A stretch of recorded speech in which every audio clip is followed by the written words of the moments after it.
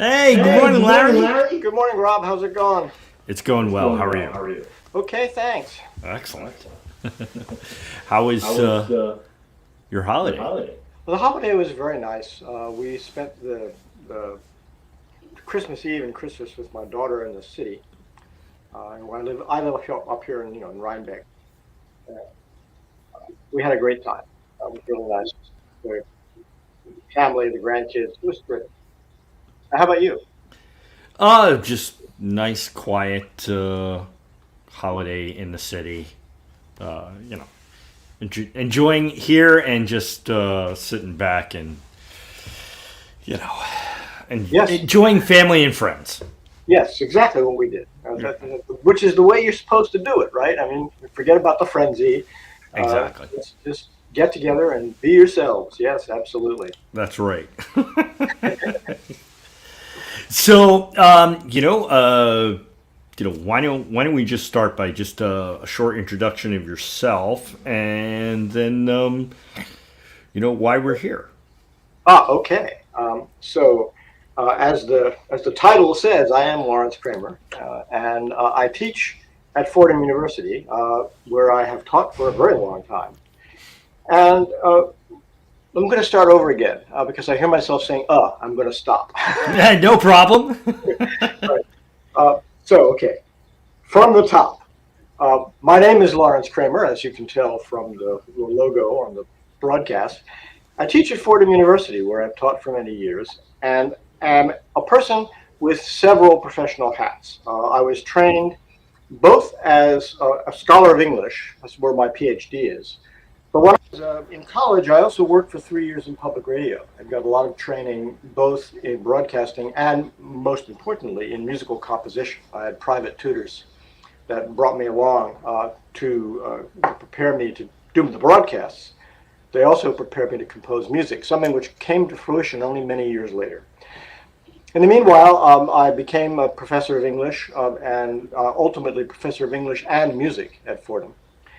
I work primarily as a scholar in the musical field. I've published a lot of books. Can I plug one? Sure. I'll just reach behind me here. This came out in October. It's called Music and the Forms of Life. And what you see on the cover there is an image of some androids, which were invented in the 18th century by a guy named Jacques Vaucanson.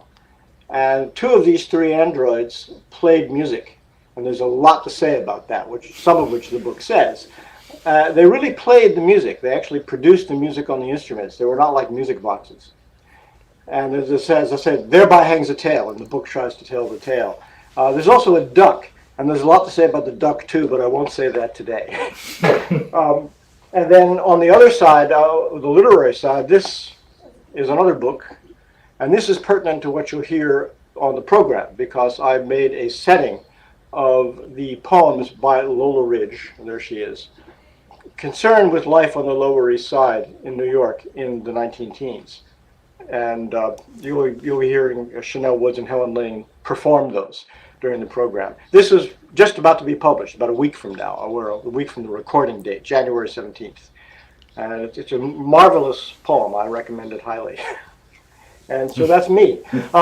I made a career as a scholar first and came to composing late in life. Most of my stuff has been written since I turned 60.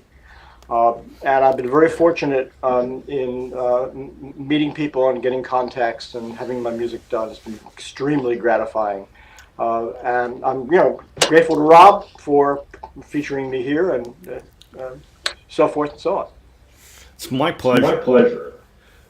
So let's talk about that for a second. So you came to composing from radio?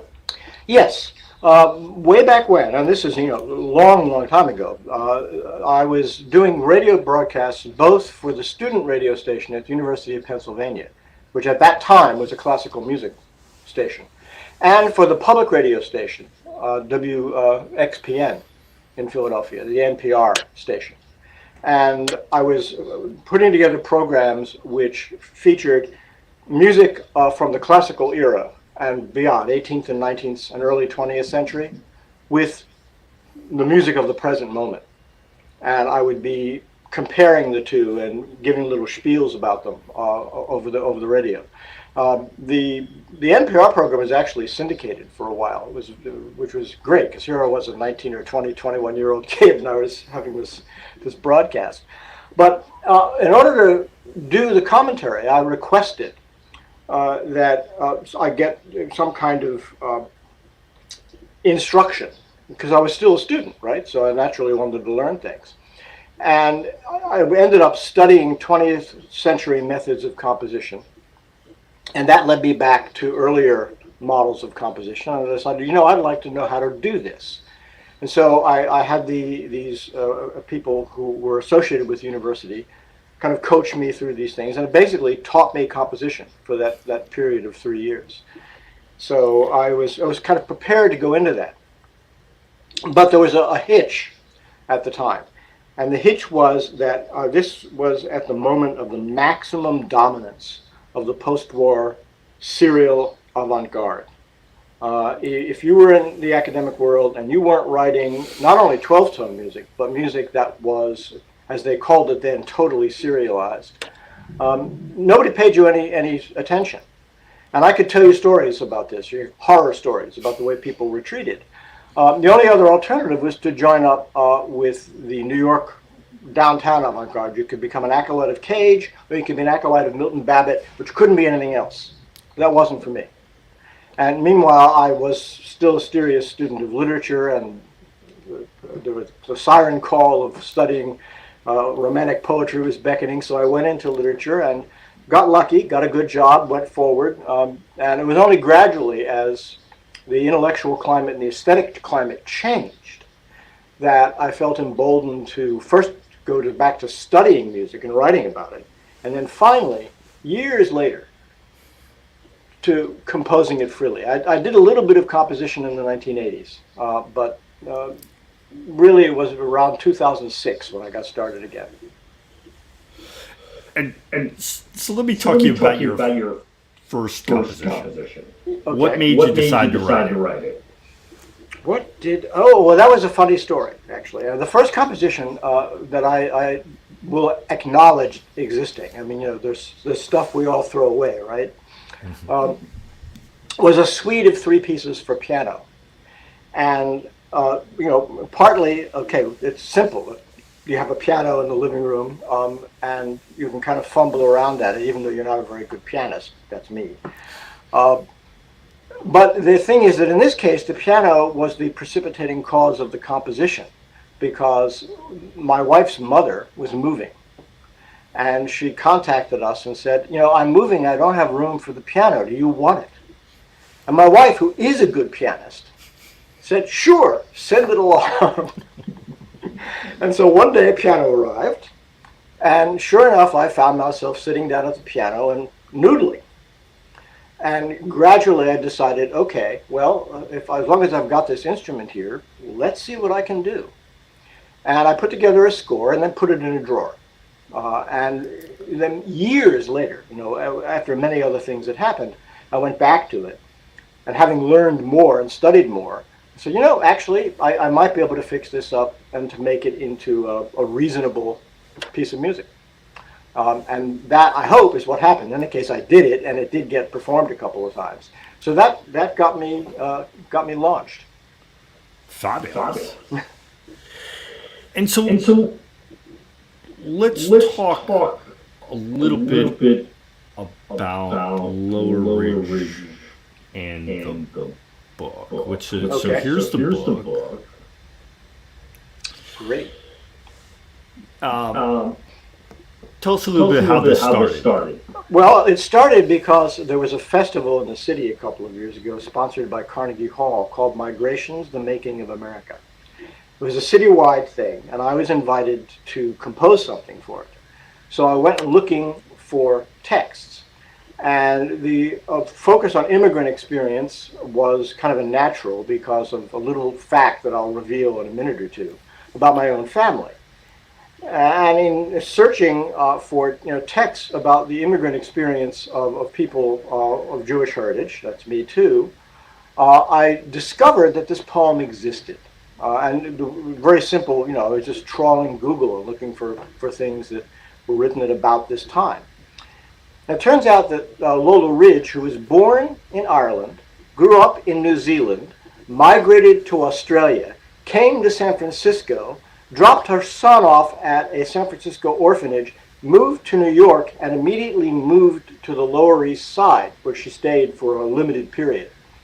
Was this kind of extraordinary figure who, at the height of her career, knew everyone and was at the very center of the New York avant-garde. She was friends with Hart Crane, she was friends with William Carlos Williams, she knew Marianne Moore, all these big poetic names from American modernism. She knew them, she worked with them, she edited a thing called The Broom, kind of avant-garde magazine. And she was actually quite a celebrated poet in her own day, primarily because of this poem, The Ghetto, which is the title poem of the volume published in 1918. The poem itself was also published in 1918, within like 6 months of the book. And the poem, when it was published, was a sensation. People were just swept away by it for its sympathetic portrayal of Jewish life on the Lower East Side, and its poetic evocation of and celebration of the immigrant experience, and also its attention to the problems of being an immigrant of America. Because, I mean, the title is The Ghetto, and it's called The Ghetto for a good reason. Ghettos are places it's easy to get in, but not so easy to get out. So it's a long poem, and it takes up the first third or so of the book. It's extremely vivid, and it's completely authentic because she was there, and she saw these things. She lived in tenements. And the poem was, as I say, quite celebrated in its own day for reasons which I think will be fairly clear. When Ridge died, which was in 1940, the Times gave her a great obituary. They said one of America's leading poets, and then the world promptly forgot about her. And I think there are 3 reasons for that, and they're not hard to find. One was World War II, which came along a little while later and kind of occupied people's attention. The second was the shift in American politics after World War II towards the Cold War and towards the Red Scare. Because Ridge, although she was never aligned with any political party, was a passionate supporter of the labor movement. And in this book, in fact, there's a section called Labor, which is also really powerful, sympathizing with the attempts of workers to gain basic living conditions. And if we think things are bad today, and they are, for a lot of people, they were even worse back then. And then finally, the simple fact that she was a woman, and that women poets were not given the credit that they were due in the United States in the 1940s and 1950s.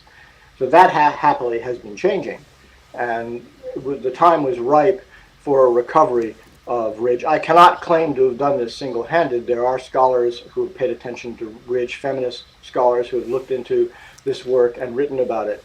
So the ground was set for this edition. What makes this particular edition different from anything else is that it's annotated. So you have all the information you need to identify allusions, to understand what the historical situation was in the ghetto at the time, and it's all there at the foot of the page. So it's a good way to get into the poem. Right. Excellent. And so we. One thing, Rob, I forgot to. I promised to do something, yeah, and I haven't done it yet. So the ghetto, right? My own family. This is a tidbit from my grandfather, who was born in the United States, but his parents came over from Ukraine. Speaking of things that are timely, and he had a big family. He was the second eldest of a family of 6 boys and a girl. And at one point in the late 19-teens and early 1920s, he was living in a 2-room tenement with all of his siblings, his mother, his father, and his grandmother. 10 people in 2 rooms. So this was something that kind of immediately resonated with me when I came upon this poem. I said, yes, there's a connection here. and so you found this poem and you set it to music. Sections of it, yeah. For I guess, remind me again. For mezzo, soprano, or soprano, either one can do it, and piano. Great. And so you're a literary person. How many pieces of music have you set to poems, your work, or others? Is that a thing, or is it just... No, it's a thing. It's definitely a thing. I've written a lot of music for voice, and both standalone songs and especially song cycles. And I've set written music, to some poems I did myself, but mostly to poems from the major figures of mostly American literary history. I have a Wallace Stevens cycle, for example. I have a cycle on poems by William Carlos Williams. So there's a sort of an Americanness to it for me, which is important. And then there's Lola Ridge, right? So but there are many of those. There are quite a few. And I've also written some music to works by contemporary poets. One back in 2015, commemorating the 150th anniversary of the end of the Civil War. There's a volume of Civil War poems by a poet called Deneen Wardrop called Cyclorama, which is a fabulous evocation of the life both of ordinary people and enslaved people during the Civil War. And I wrote the song cycle to that.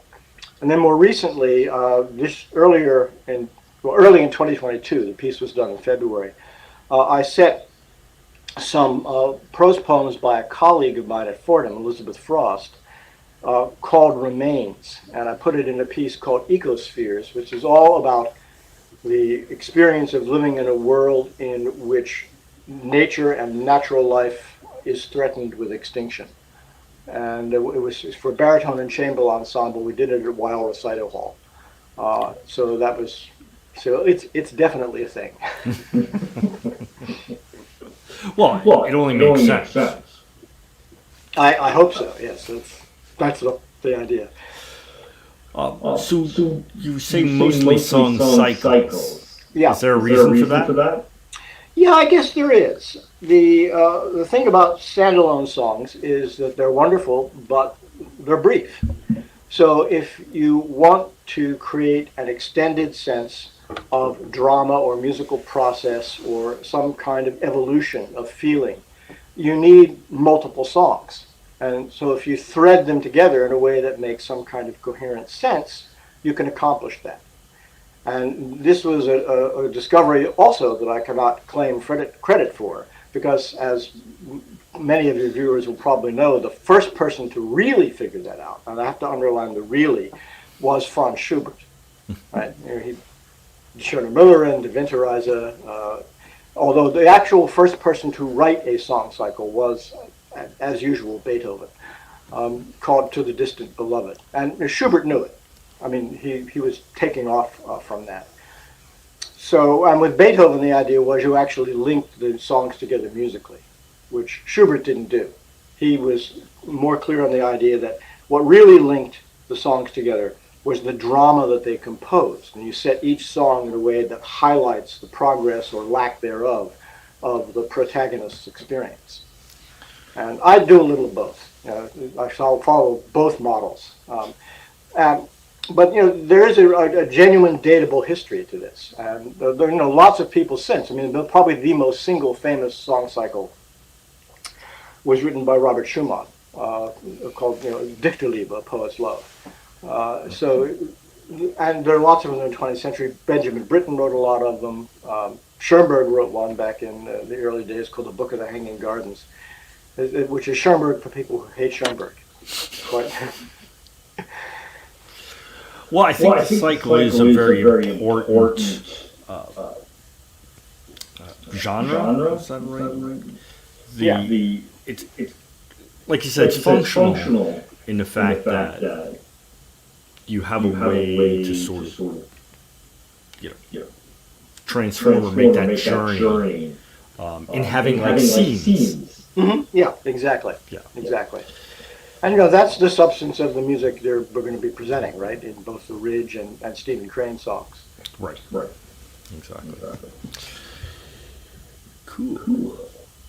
So, So tell us a little about what's next. What is next? Well, two things are next. Speaking of songs, I have been putting together a large collection of standalone songs, which I'm calling a modern songbook. There's supposed to be 50 of them in two sets of 25, and I'm almost at the finish line. So, you know, working on that. And then I'm hoping, well, okay, how do I put this? I'm starting to work on a chamber opera.